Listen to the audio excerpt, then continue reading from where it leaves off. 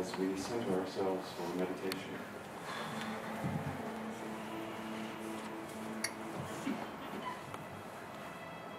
Let's simply breathe, knowing that in this breath, it is not we who are responsible for breathing, but for the divine Holy Spirit, source, to breathe us. Just as we have faith that the chair upon which we are sitting will hold us, just as we have faith that the floor upon which the chair rests will be held, so too we trust that we are ever held, ever supported by Source.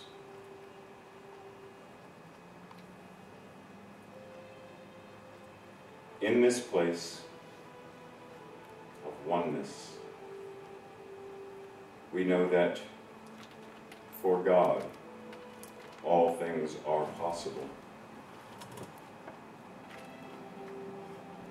And we know that as we align with the truth of our own being, we know that the veil between God and us is one only of illusion, one only of ego, and in truth does not exist. Because wherever we are, God is. Therefore, in this moment as we breathe, we know that nothing is impossible for us.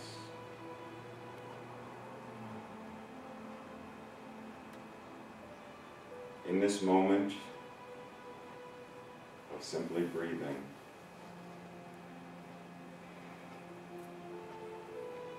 we remember in Genesis where it is said that God breathed into Adam the breath of life, and Adam became a living soul. We know that this ruach, this holy breath of God, is the animating force of all there is.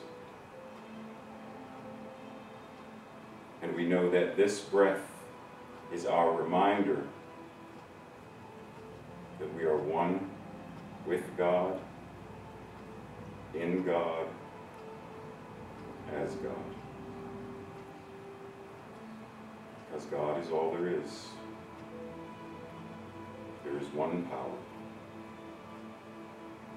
one presence, God the good, omnipotent. And if that is the truth of God, then it is the truth of each and every one of us. So in this moment, we release our bank account. We release the worries of yesterday. We release the stories of, I was an abused child. I am the child of adult alcoholics. I myself am a recovering addict. I am or have been homeless. I insert whatever it is that needs to be released. And in place of that, I am that I am. I am love. I am prosperity. I am joy. I am peace. And I am worthy.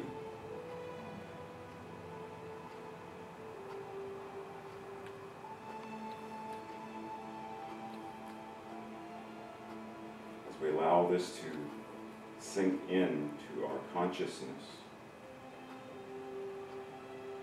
and slowly begin to come back to the room, back to our physical selves in the chairs, we know that even when not in active meditation, our thoughts things.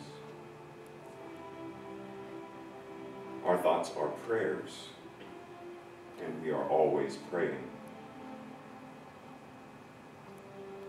So as you slowly come back, wiggling your toes, your fingers, shaking your shoulders, and slowly reacclimating your eyes to the light of the room,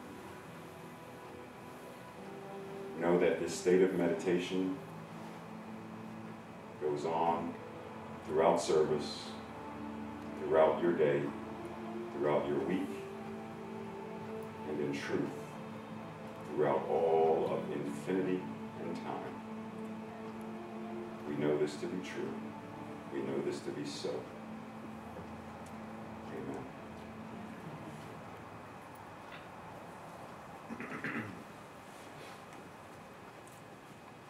Always a good one.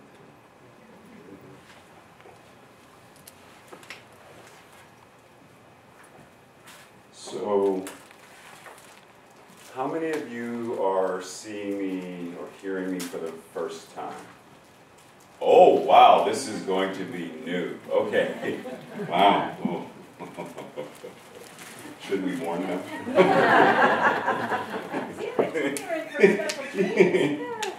Okay, so then let me give you a more formal introduction. So, and it's not going to be the whole introduction, it's going to be partial formal introduction. So, those of you who already met me, you know that I teach American Sign Language. I've been an American Sign Language interpreter. I've been a public school teacher and stuff. And the funny thing is, throughout all of my life, one thing has always remained a constant, and that's my affinity for language.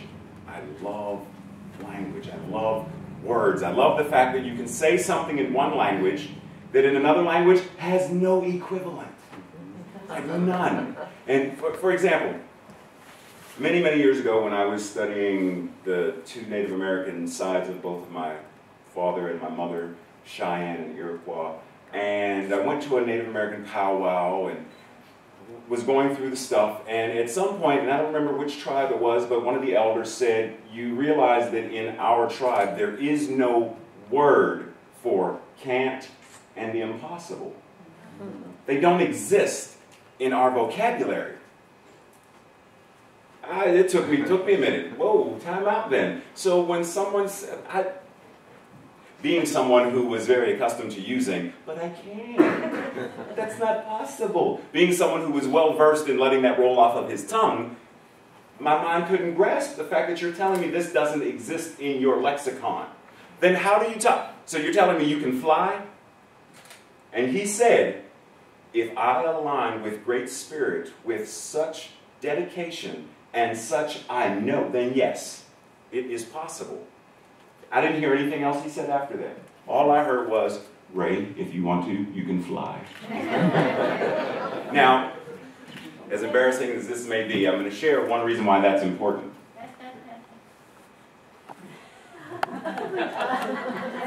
Superman socks with a cape. So flying is important to me. Now, I warned you. So, going back. In American Sign Language, one of the things, and I'm sure Beth will nod her head on this, is that as an interpreter, there are times when someone will say something, and if I don't understand what that word means, I can't sign it. Because I have to understand the concept of that word to be able to give a sign to it. Which is one reason why in American Sign Language we sometimes get frustrated when the person we're interpreting for just talks, and they don't realize that every time you say a name, I have to spell it. So when you say, hello, my name is Raymont, I have to say, hello, my name, R-A-Y-M-O-N-T. I have to spell it, because there's no sign for names. Now, in terms of words in general, how often, how many of you have been through some form of school? Kindergarten? Okay. I just want to make sure that we're all on the same page. So when I say the word noun, we all familiar with that word? What is a noun? Person, place, or thing. Person, place, or thing. Okay. Is this a noun? Yes, because it's a thing. Great. It's funny because some people are like, this isn't your question, because I know him. I did warn you. So, we know what a noun is. Verb. Now, let's not do verb it. Adjective. What's an adjective? Descriptive. Modifier describes. So, blue. Adjective. Blue shirt. Shirt, noun. Blue, adjective. Okay, verb. Action. Action. Give me an example of one. Run or running. Okay, so flying. Yeah, I like that. We're on the same page. So, any English majors in here? Oh, yes, thank you. Okay, so, love you. How many of you realize that there is an etymology of verb that is not what we normally are used to verb meaning? Meaning, verb is something other than just an action. For example, if I say verbatim, the root of verbatim is verb. What is verbatim? Exactly. To say it word for word. To say it exactly. What about verbose? Wordy. Too many words or a lot of words. The root, though, is verb. So, if you trace far enough back, there's a point where verb means to do and to speak. Words. Because words and actions are very similar. Now, quick question. How many of us today in our everyday general life go around thinking, that's a verb, that's a noun, that's an adjective on any given day? Very, very, very, very rarely, if ever, other than our English majors. Very, very rarely do we ever think about that. However, these things are very integral into our lives, are they not? Especially for us as metaphysicians. Because if you think about, because the talk title today is God is a verb. Now, what does that mean? So, John 1:1 says, in the beginning was the Word. The Word was with God, and the Word was God. When you say word, what exactly do you mean? Now, there are many who will say that that word meant Yeshua, it meant Jesus. But metaphysically, let's bump that down for a moment and look at that. God, source, and words are synonymous. God, words, verbs, action are synonymous. God is the ever-moving, ever-active presence in all of creation. Is it possible to run and not run? So you can run. Is it possible to stop running? Yes. Eat. Is it possible to eat, I'm eating, but to stop eating? Yes. Can you stop doing whatever it is you are doing? Yes. Can you stop being what you are? No. No. Now, what is it that you are being? Now, we know for sake of appearances, I am being Ray. I am being a 49-year-old African-American male with 50 tattoos, Superman socks, a blue shirt, and whatever else, right? That's what I'm being. I can't unbe that. I can't go, because if I could, oh, but I can't. I can't unbe what I am. Now, beneath that, though, because one of the things I notice a lot that we sometimes, as metaphysical folks, as New Thought folks, we forget this, because we'll use language and we'll say things like, God is with us, praying to God. God is in your heart. And for the sake of linguistic convenience, it's fine. But we must not forget that in terms of language, we don't have the language capabilities to talk about there's only one. Because if I go to dinner with Reverend Pamela, and I tell you, sir, he says, so Ray, what did you do yesterday? Oh, I had dinner with myself. But I had dinner with... Well, when I say myself, I don't mean myself, Ray. I mean myself as Source. Source had dinner with Source. Well, what did you eat? Oh, we ate Source. What restaurant was it? Source. Because everything is God, right? I mean, that's what we say. It's all God, and it's all good.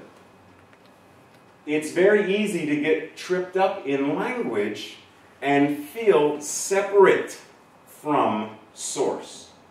Especially on those days when allergy season kicks in. Especially on those days when Ray made you work out for 3 hours and you woke up and your legs were so sore you couldn't walk. Tracy.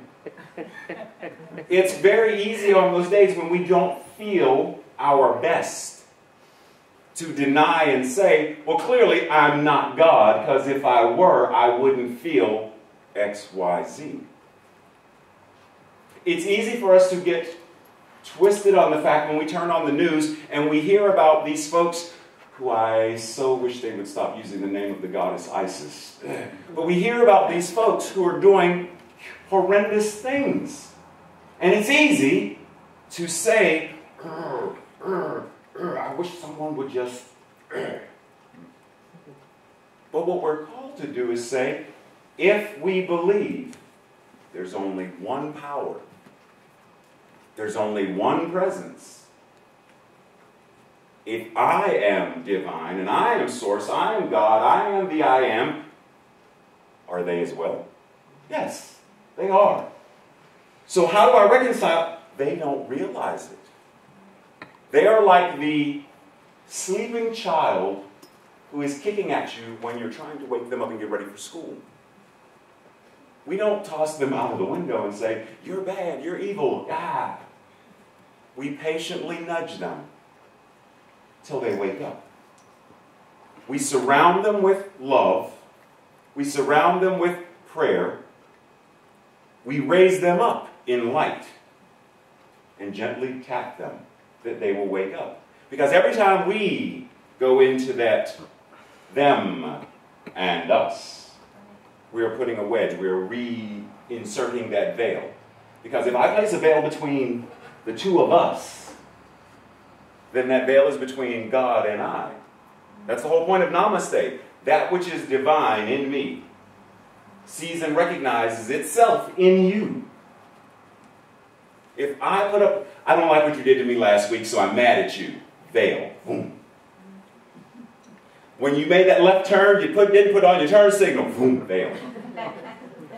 I couldn't believe I stood in line for an extra 15 minutes because he brought this whole thing of pennies and coupons and boom, boom, veil.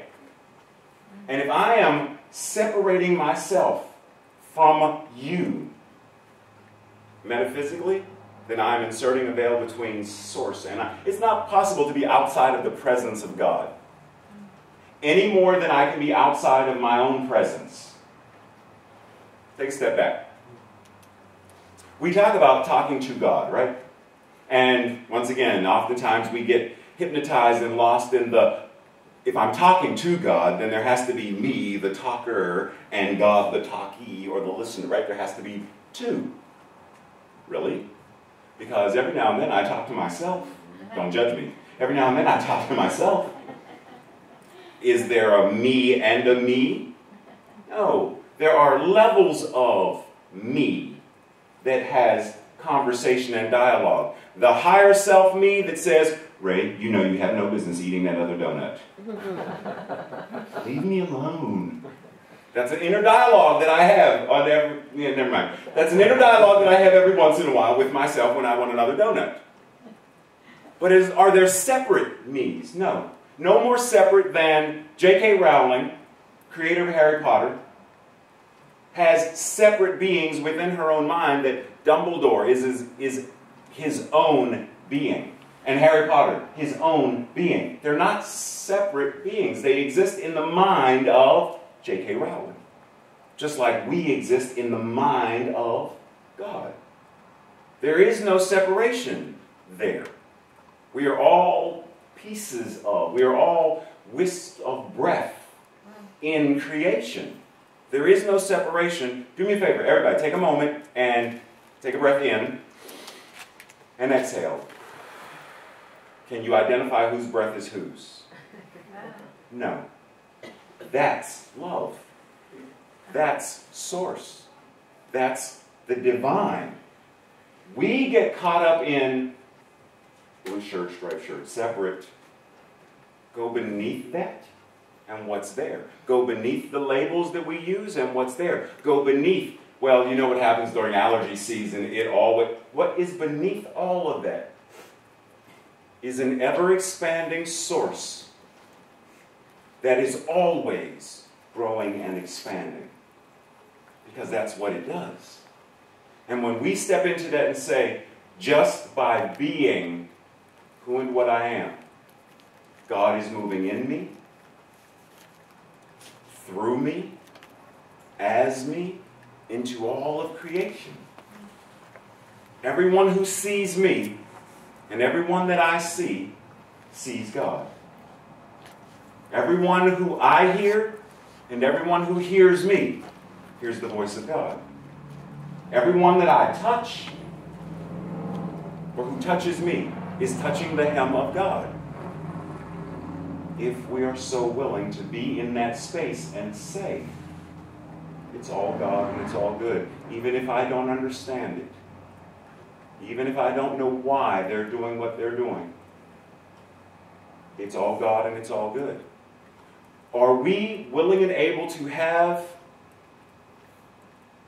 There's a story of a soldier who has a servant who's not well. And this particular centurion is very good to the Jews, right? And when the servant goes ill, they say, oh, there's this rabbi. Oh my goodness, the newspapers have this man as like the next Messiah. You know what I mean? So let's get him to help him. So the centurion is, oh, cool. So they go to Jesus and they say, Rabbi, centurion, great to us, takes care of us, great to the temple, can you... But the centurion also sent a message saying, I know what it's like to have people under me. I'm a great ruler, and when I give a command to my subordinates, it happens. I understand from what they have told me that you are a man of great power, similar to me. So I do not want to disrespect you by actually having you come to my home, because I know of your power. If you say it, it will be done. And when they tell Jesus this, Jesus is, whoa, whoa, whoa. He said, what? Wow. In all of Israel, I have not seen such a faith as this. Wow. That this man, who is not one of us, said that I know what kind of power you have. And that if you speak a thing that is not as though it were, it will be. Are we willing to adopt that exact same level of faith? Are we willing to speak life into our lives? Are we willing to see a bill that comes in, a letter that comes from the court, a news report on television, and say, I will not be mystified and hypnotized by circumstance and illusion and appearance, because I am someone who practices this thing called truth, and I know that there is a power far greater than terrorism. There is a power far greater than scarcity. There is a power far greater than cancer. There is a power far greater than anything that is not God. We buy into it, which is what makes it show up. If I believe long enough that there's a boogeyman under my bed,